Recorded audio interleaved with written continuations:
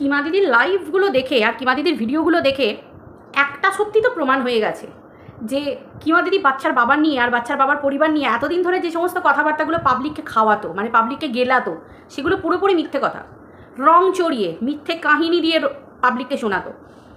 আজকে কিমা দিদির নিজের মুখ থেকে আমরা শুনতে পাচ্ছি যে বাচ্চার বাবা এত খারাপ, এত জঘন্য। তাহলে কিমা দিদি তো এগুলো আগে থেকেই জানতো।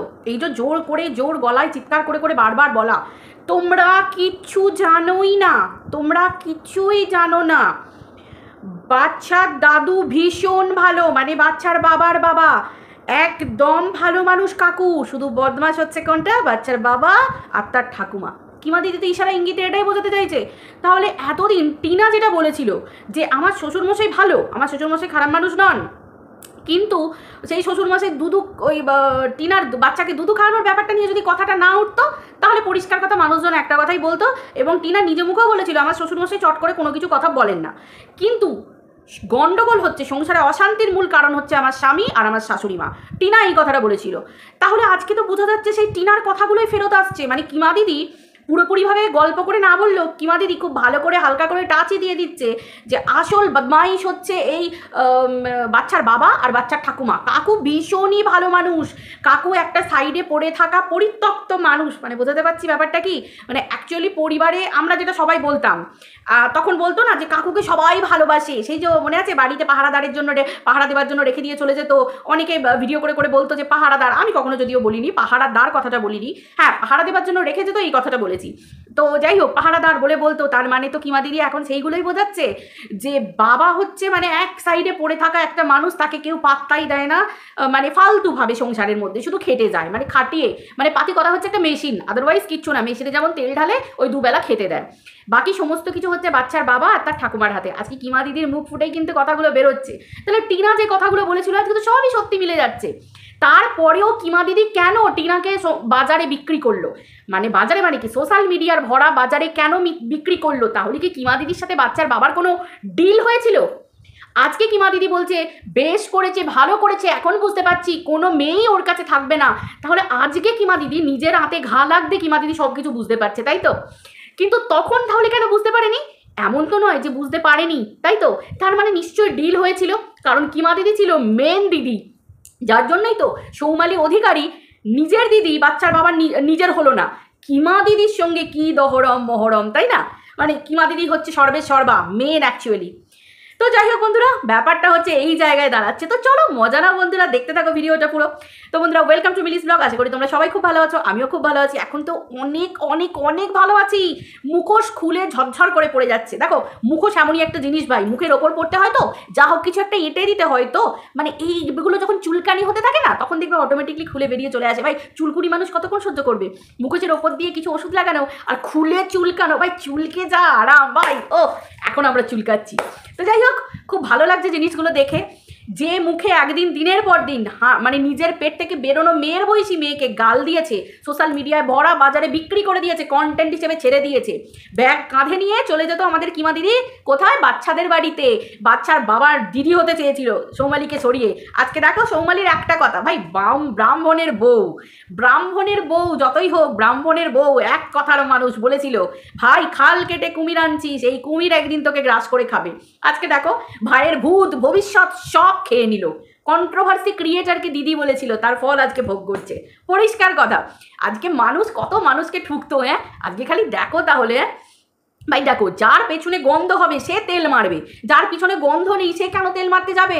পরিষ্কার কথা। এই যে অনেককে দেখি কিমা দিদিকে তেল মারে, কারণ অনেকে তো জানে তাদের পিছনে গন্ধ মানে চরিত্রের খাপগুলো খুলে রেখে দেবে, তাই জন্য কিমা দিদিকে চাটতে হয়। সব বুঝি। তো যাই হোক, চেটে যাও আর তোমাদের গন্ধ ছড়াতে থাকো। তো ঘটনা হচ্ছে এটাই যে এখন দেখো টিনাকে নিয়ে যা যা কথা, এই তো বলেছিল প্রচুর গয়না আছে, প্রচুর গয়না।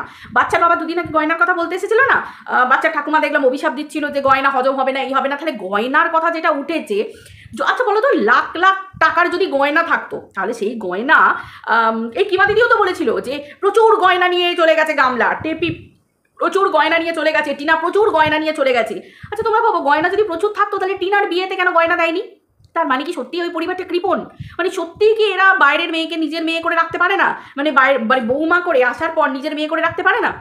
এমনকি তাহলে টিনার শাশুড়ি মা যে একটা ভিডিওর মধ্যে বলেছিল যে টিনাও বলেছিল যে তার শাশুড়ি মায়ের গয়না অনেকদিন আগে চুরি হয়ে গেছে, তার জন্য তার শাশুড়ি মা টিনাকেও সেরকম গয়না দিতে পারেনি এবং সৌমালিকেও সেরকমভাবে গয়না দিতে পারেনি। তাহলে এই কথাগুলোকে মিথ্যে কথা? তাহলে এই কথাগুলোকেও স্ট্যাম্প লাগিয়েছিল আমাদের কিমা দিদি, তাই তো?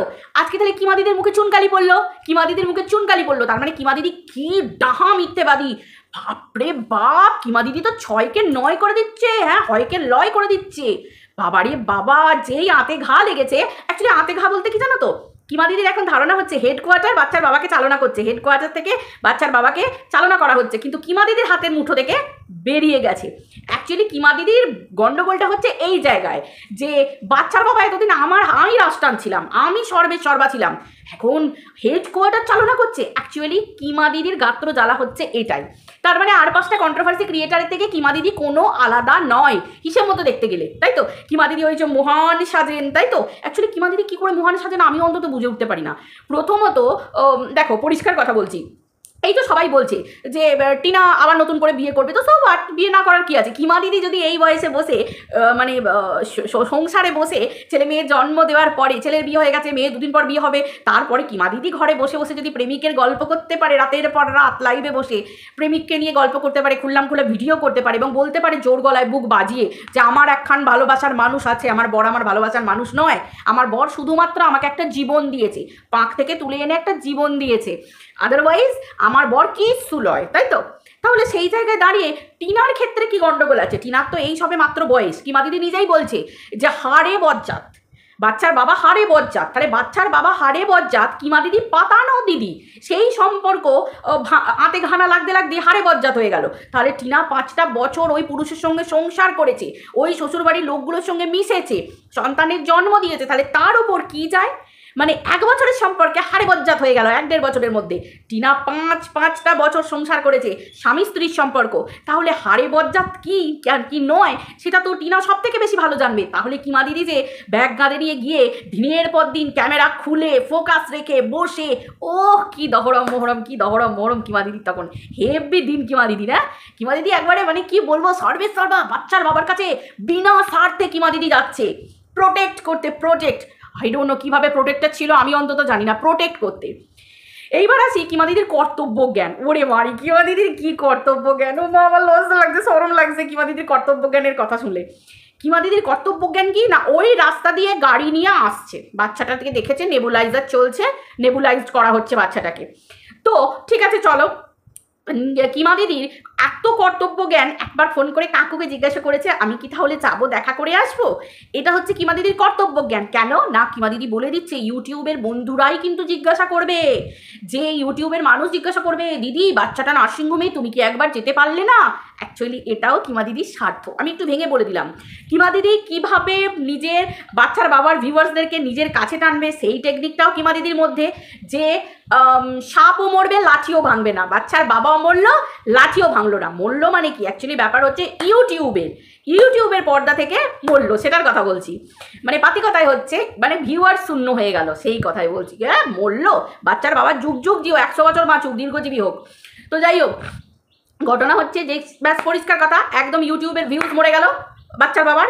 তারপরে কি হলো, কিমা দিদি ভিউয়ার্সগুলোকে নিজের কাছে টেনে নিল। এখন বাচ্চার বাবা হচ্ছে ভিলেন। 2 দিন আগে যাকে ফোঁটা দিয়েছে ভাই বিরাট ভাই, বাবারে 2 দিন আগে ঢ্যান্ডরা পিটিয়েছে, বুঝতে পারলে তো? আতে যেই ঘা লেগে গেছে, সঙ্গে সঙ্গে কিমা দিদি বলছে বাচ্চার বাবা খারাপ, বাচ্চার মা, বাচ্চার ঠাকুমা খারাপ, বাচ্চা সব খারাপ, সব বাজে, সমস্ত বাজে, এরা হচ্ছে শয়তান, এরা হচ্ছে বদমাস, এরা হচ্ছে এই লে হালুয়া। এতদিন ধরে যে তাহলে বাচ্চার বাবার নামে ঢোল পিটিয়ে এলে, ঢাক পিটিয়ে এলে, অ্যানাউন্সমেন্ট করে গেলে, এত কিছু করে গেলে, টিনার পিন্ডি চটকালে, টিনার পুরো পরিবারের পিন্ডি চটকালে, তাই না, দিনের পর দিন, তাহলে এগুলো সব মিথ্যে। তার মানে আমাদের কিমা দিদি তো ডাহা মিথ্যেবাদী, মানে 1 নম্বরের মিথ্যেবাদী। তারপরে মাতালের ঘাড়ে হাগে, পাতি কথা, মানে মাতালের থেকেও 3-4 ধাপ এগিয়ে, মানে এত মিথ্যেবাদী, তাই না কিমা দিদি? তোমার আর মাতালের মধ্যে কোনো ফারাক রইল না, একই জিনিস, তোমরা দুজনেই বিষাক্ত, পরিষ্কার কথা একদম। এটা তো সবাই জানতো, তুমি বাচ্চার বাবার বাড়িতে ঢুকেছো, বাচ্চার বাবা তোমার বিষে নীল হয়ে যাবে, এটা সবাই জানতো। বাচ্চার বাবাই 1 নম্বরের বোকা ছিল, যে সাময়িক পয়সার জন্য, সাময়িক 2টো ভিউজের জন্য তোমাকে ঘরে ঢুকতে দিয়েছিল। পরিষ্কার, একদম পরিষ্কার। বাচ্চার বাবা যেমন কর্ম করেছে, আজকে যেমন বাচ্চার বাবা ফল পাচ্ছে, তুমি যেমন কর্ম করেছো তেমনি তুমিও ফল পাচ্ছ। আজকে তোমার আর মাতাল আর বাচ্চার বাবা এই তিনটের মধ্যে কোনো ফারাক নেই, তিনজনে সেম ক্যাটাগরি। তুমি মাতালকে বলো না যে বউ বরবেচুনি বরবেচুনি, তুমিও তো সেই একই রকম ধরনের, তুমিও তো নিজের বরকে বিক্রি করেছো, তুমিও দিনের পর দিন বিক্রি করেছো। এমনকি তুমি নিজেও ভালো করে জানো। এই যে টিনার কথা বলছো, টিনাকে বলো যে কেউ তোকে নেবে না, তুই এক ছেলের মা, তুই কি বলে একটা বাড়ির বউ, তোকে কেউ কোনো পুরুষ নেবে না। হ্যাঁ নেবে না, এটা তো খুব ধ্রুব সত্যি কথা। তোমার থেকে ভালো কেউ জানে? আজকে যদি তুমি যাকে ভালোবাসো বলছো বুক চাপড়ে তোমার স্বামী থাকা সত্ত্বেও, মানে এই বুড়ি বয়সে, এটাকে প্রেম বলে না, এটাকে ভীমরতি বলে। ঠিক আছে, ওগুলো শরীরের খিদে। তোমার মধ্যে এখনো এই বয়সে শরীরের খিদে হয়তো আছে, সেই জন্যে অন্য পুরুষ অ্যাট্রাক্ট হচ্ছে, আদারওয়াইজ কিচ্ছু না, কিচ্ছু না। পরকীয়া হচ্ছে একটা মোহ, আর কিছুই না। শারীরিক খিদে যাদের থাকে তারা পরকীয়া করে। কারণ স্বামী থাকাকালীন, বাচ্চা থাকাকালীন এবং তোমার মতো বুড়ি বয়সের বুড়ি আদ্দামড়ি, পাতি কথায় বুড়ি আদ্দামড়ি, কিছু মনে করো না, খুব ধ্রুব সত্যি কথা। তুমি নিজেই বলো না তোমার মেয়ে দুদিন পর বিয়ে হবে, আরও আগে যদি বিয়ে দিয়ে দিতে ঠিক টাইমে, আর 2 বছর আগে তোমার এতদিন নাতি নাতনির মুখ দেখে ফেলতে। তোমার ছেলের বিয়ে হয়ে গেছে, তারপরেও তুমি ঘরে বসে বুক ঠুকিয়ে তুমি তোমার প্রেমের কথা বলছো। তারপরেও তুমি নিজে বলো যে তুমি নিজে বলছো যে কেউ কি বলে টিনাকে কেউ নেবে না। টিনার তো অপশান আছে, টিনার তো এই তো ইয়াং বয়স, ডিভোর্স হয়ে গেছে। ডিভোর্সি মেয়েদের বিয়ে হয় না, না ডিভোর্সি ছেলেদের বিয়ে হয় না? তাই বলে কি তোমার এই বুড়ি বয়সে তোমাকে কেউ বিয়ে করবে? কেউ না। তুমিও তো জানো, তুমিও তো জানো।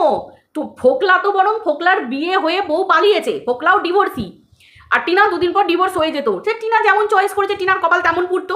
আর তোমার ক্ষেত্রে বলো না, শুনেছি নাকি তুমি তোমার প্রেমিক নাকি একজন ফ্যামিলি ম্যান, তাই তো? তার নাকি সন্তান আছে, বউ আছে। তুমি তো আবার একটা সংসার ভেঙে দিয়ে প্রেম প্রীতি করে বেড়াচ্ছ। তাহলে তুমি কোনটা কম মানে গেলে? তাও দেখো আজকে তোমাকে নিয়ে সমালোচনা করছি, কিন্তু দেখো মুখের নিজের ভদ্রতা, মুখের কথাবার্তা সব কিছু। আর তুমি টিনাকে নিয়ে কিভাবে সমালোচনা করতে? সোশ্যাল মিডিয়ায় দাঁড়িয়ে টিনার অস্তিত্বটাকে মুছে দিতে চেয়েছিলে, একটা মেয়ের অস্তিত্ব।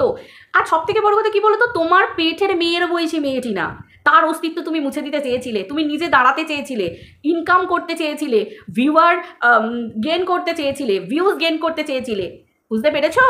এগুলো আজকে হয়তো তোমার প্রচুর ভিউয়ার আছে, এখনো তোমার প্রচুর ভিউজ হচ্ছে, কিন্তু জানো তো প্রদীপ নিভে যাওয়ার আগে না প্রদীপ একবার দপ করে জ্বলে ওঠে। এটাও কিন্তু খুব ধ্রুব সত্যি কথা। আজকে দেখো বাচ্চার বাবার নিয়ে তোমাকে কত ভালো ভালো কথা বলতে হয়েছে এককালে। সবই তো চাপা দেওয়ার ব্যাপার, আমরা সবাই জানি তুমি চাপা দিতে গেছিলে, আদারওয়াইজ কিচ্ছু না। শোনো, এই যুগে ছেলে মাকে খেতে দেয় না, মেয়ে মাকে দেখে না, ছেলে মাকে দেখে না, ঘর থেকে তাড়িয়ে দেয়। সেই যুগে তুমি কন্ট্রোভার্সি ক্রিয়েটার, যাকে সহ্য করতে পারে না। ভাজ ননদকে সহ্য করতে পারে না, ননদ ভাজকে সহ্য করতে পারে না, মেয়ে পেটের মেয়ে মাকে সহ্য করতে পারে না, মা পেটের মেয়েকে সহ্য করতে পারে না। সম্পত্তির লোভে ভাই ভাই কাটাকাটি, মারামারি, খুনোখুনি, ছেলে বাবাকে মেরে দিচ্ছে, মাকে মেরে দিচ্ছে। আর সেই জায়গায় আর প্রেমের জন্যে বউ কি করছে, বরকে খুন করছে, বর বউকে মেরে দিচ্ছে। আর সেই জায়গায় দাঁড়িয়ে তুমি যদি কন্ট্রোভার্সি ক্রিয়েটার হয়ে ব্যাগগাদে নিয়ে গিয়ে বলো আমি বিনা স্বার্থ থেকেছি কি বলে বাচ্চার বাবার পাশে দাঁড়াতে, আমি যদি সেদিন না দাঁড়াতাম, এক্স্যাক্টলি তুমি যদি সেদিন ব্যাগগাদে নিয়ে না যেতে, আজকে বাচ্চাটা মাহারা হতো না।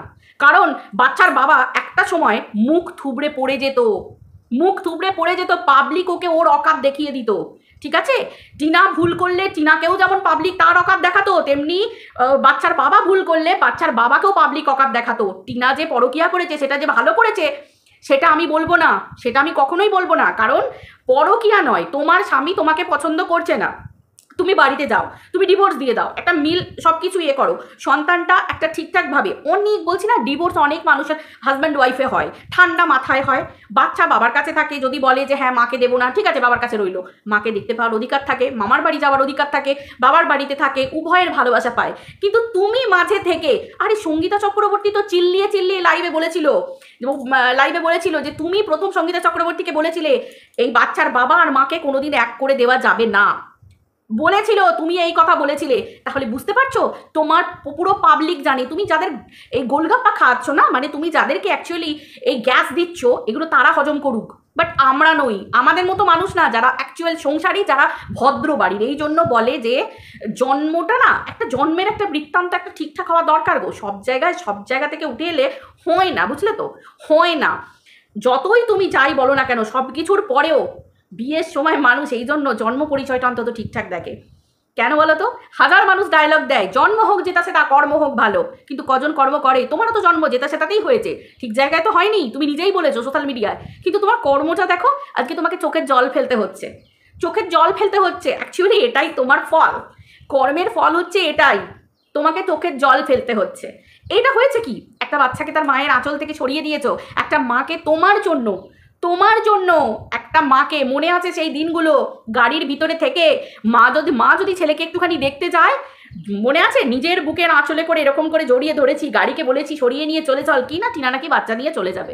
সত্যি সত্যি গল্প প্রচুর খেয়ে খাইয়েছো, রাতের পর রাত লাইভ করেছো, কন্টেন্ট বাচ্চার মুখ দেখিয়ে, বাচ্চার মুখকে থাম্বনেলে দিয়ে, লাইভ থাম্বনেলে পর্যন্ত তুমি বাচ্চার মুখ দিতে ছাড়োনি যে বাচ্চার জন্য তুমি কি করেছো না করেছো, কি না তার মায়ের কাছ থেকে তাকে দূরে সরিয়ে রাখতে চেয়েছো। বাপ কোনোদিন বাপকে ছাড়ে? কোনো দিন ছাড়ে? কখনো ছাড়বে না। আজকে বলতে বাধ্য হচ্ছি, খারাপ আমি একদমই না, তোমার মেয়ে ছেলেকে আমার ভীষণ ভালো লাগে, যেমন তোমার ছেলেকে ভালো লাগে তেমনি তোমার মেয়েকে ভালো লাগে, দুটো সন্তানই তোমার ভীষণ ভালো, তোমার বৌমাও ভীষণ ভালো, কিন্তু আজকে তুমি দেখো, তুমি অন্যের সন্তানকে দূরে সরাতে চেয়েছিলে, আজকে তোমার ঘর বাড়ি এসি থেকে শুরু করে আলিশান বলো না, সুখে আছো, রাঁধুনি সব কিছু থাকা সত্ত্বেও আজকে দেখো তোমার ছেলের বৌমা, তোমার ছেলের বউ, ছেলে সবাই কিন্তু বাইরে থাকছে, তুমি কিন্তু তোমার ছেলের বৌমাকে কাছে নিয়ে সংসার করতে পারছো না। এই যে এই বয়সে তোমার ছেলে বউ ঘরের মধ্যে ঘুরে বেড়াবে, তুমি আদর করবে, ভালোবাসবে, এগুলো কি তুমি পারছো? এগুলো তুমি পারছো না, তারা অতিথির মতো তোমার কাছে আসছে। এই দূরত্বটা, চলো তুমি মা হয়ে তুমি যদি বুঝতে না পারো, স্বাভাবিক ব্যাপার, তুমি মা হয়ে সন্তানের দুঃখ কষ্ট বুঝতে পারোনি বলেই তো সেই জন্য তো পরে সন্তানকে তার মায়ের কাছ থেকে সরিয়ে দিলে সারাটা জীবনের মতো, তাই না? সরিয়ে দিলে। আর আমি তো কালকে একটা কথা তোমাদেরকে বলেইছি যে আমি এই জিনিসটা পরে ভেবে দেখেছি, আমি আমার মায়ের সাথেই আলোচনা করছিলাম, আমার মাকে আমি সব ঘটনাটা বললাম, মাই আমাকে এই কথাটা বললো যে দেখ আজকে বলছিস তো যে টিনা কেন সন্তানকে নিল না, দেখ 5 বছর হয়ে যাবার পর না, আর মা ভিডিওর মধ্যেও দেখেছে, ছোট্ট বাচ্চাটাকে দেখেছে, সোনা বাবাকে দেখেছে, বলছে এরা এর বাবা ঠাকুমা যেমন করে মানুষ করেছে এবং এ যথেষ্ট ম্যাচিওর হয়েই গেছে প্রায়, এর কথাবার্তা সব কিছু দেখে এই সন্তান কিন্তু মায়ের কাছে থাকার নয়, থাকবে না। কারণ এক হচ্ছে ভালো খাওয়া দাওয়া খুশি সব রকম কিছু সমানভাবে কিন্তু টিনাকে দিতে হবে, আর টিনা যখনই না পারবে তখনই কিন্তু সে বাচ্চার মায়ের কাছে থাকবে না। তাহলে পরিষ্কার কথা, টানাটানি ছেঁড়াছেড়ি খাওয়া খাই না করে থাক, সন্তান থাক, তুমি তো এটাই চেয়েছিলে, তাই না? আজকে কিমা দিদি নিজে ভালো করে জানে যে যে প্রেমিকের সঙ্গে ভালোবাসা কিমা দিদির আমাদের, সেই প্রেমিক কোনোদিনও কিমা দিদিকে ঘরে ঢোকাবে না।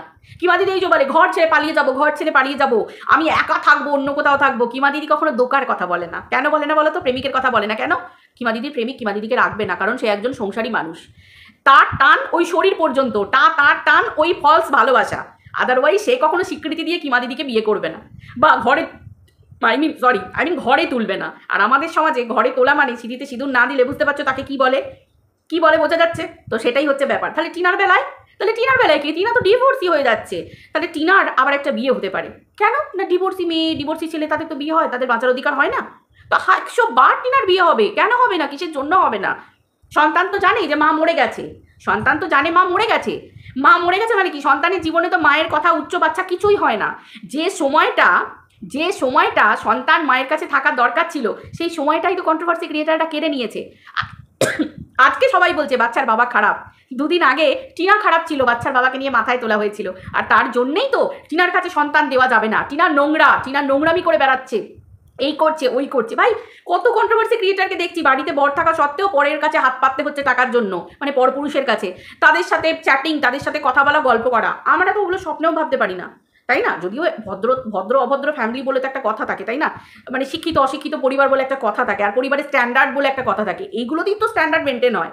তো যাই হোক, ঘটনা হচ্ছে সেটাই যে সময়টাতে টিনার মানে একটা সুযোগ ছিল যে সব কিছু ঠিক হয়ে যাওয়া, মানে ডিভোর্সটাও ঠিকঠাক হয়ে যেত, এদের জীবনগুলোও বাঁচত, এত কাদা ছোড়াছড়ি এত নোংরামি কিচ্ছু হতো না। মানে কি, বাচ্চাটাকে সামনে রেখে সব কিছু নোংরামি হয়েছে। আজকে বাচ্চাটা যখন বড় হবে, বাচ্চাটা কি জানতে পারবে না? কে ভগবান, মানে কে না বলতে পারে যে বাচ্চাটা বড় হবে, বাচ্চাটা জানতে পারবে হয়তো তার বাবাকেই ঘেন্না করলো, তার বাবার কীর্তির জন্য তার বাবাকেই ঘেন্না করলো যে তুমি আমার মায়ের কাছ থেকে কেন দূরে রেখেছো। কারণ মা এমনই একটা জিনিস, আমি যতদূর জানি, জানো তো, অনেকে বলে যে বাচ্চার বাবা কি সন্তান মানুষ করতে পারে না? পারে, অবশ্যই পারে।